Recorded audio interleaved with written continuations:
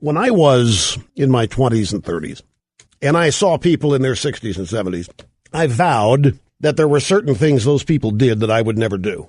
For instance, I vowed I would never become, in the eyes of anybody else, an old fogey. I would never be somebody who looked at the younger generations as the beginning of the end of our culture. My parents did. My parents, the Beatles and all of that, was just the end of the world as far as they were concerned. It was the long hair. It was the rebel characteristics, all of that. And this is true for every generation. Every older generation looks at the younger generation and thinks, my God, they're going to blow it. Country's finished. We're all done. It's just, and I vowed that would never happen to me. I vowed I would keep an open mind and try to remember always the way I looked at the world when I was in my 20s and 30s. Well, there are things that have happened here that befuddle even me.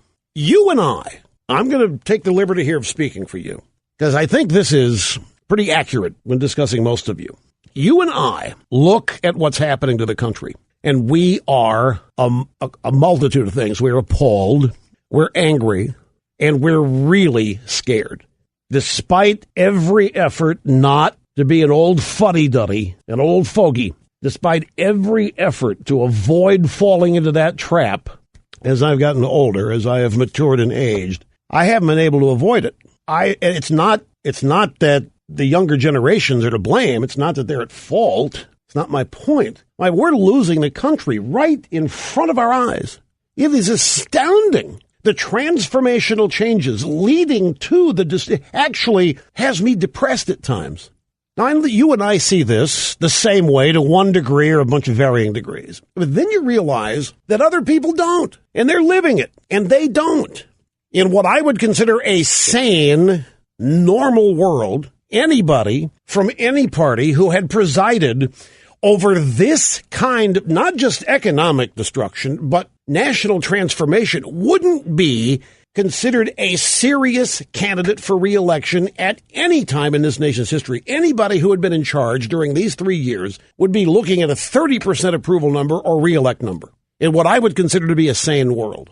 For the past 2 years, every Thursday, we talk about the unemployment numbers on this country, in this country, on this program.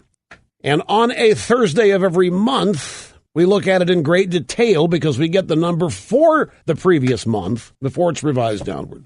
And it seems to me that it's almost like a slow drip water torture. There is obviously cultural rot and decay taking place. There is economic decay taking place, but it is so gradual that it's not accompanied by any shock value. And since there's no shock value attached to it, there's no high degree of outrage. There's more like just a resignation. People just resign to it.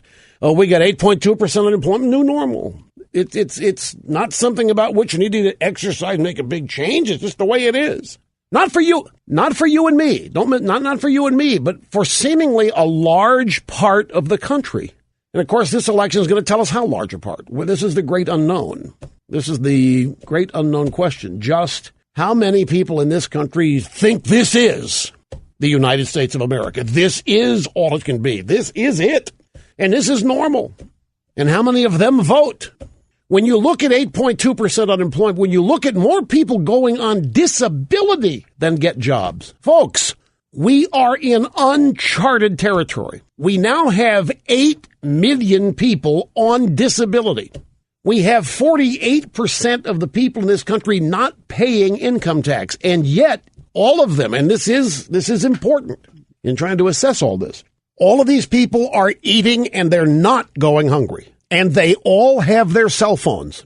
And they all are able to afford to use their cell phones.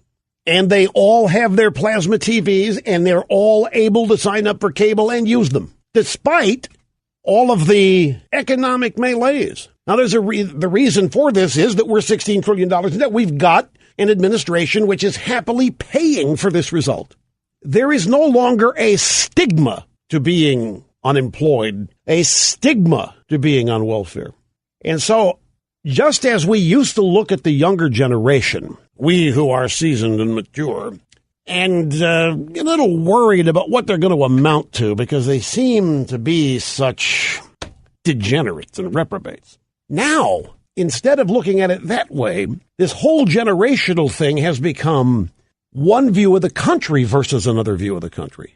Whereas I promised myself I would never look, as a seasoned, mature individual, at younger people as worthless, degenerate perverts, like my parents looked at my generation and every other generation has. Now, instead of doing that, I'm sitting here looking at an unknown percentage of the country and asking myself how many of them know what it is to be an American.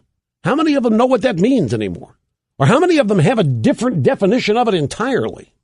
And I worry because the architect of all this transformation, the architect of all this destruction, has a legitimate chance at winning re-election. In a real sane world, this party would have thrown him out and they would have put Hillary or somebody else in there.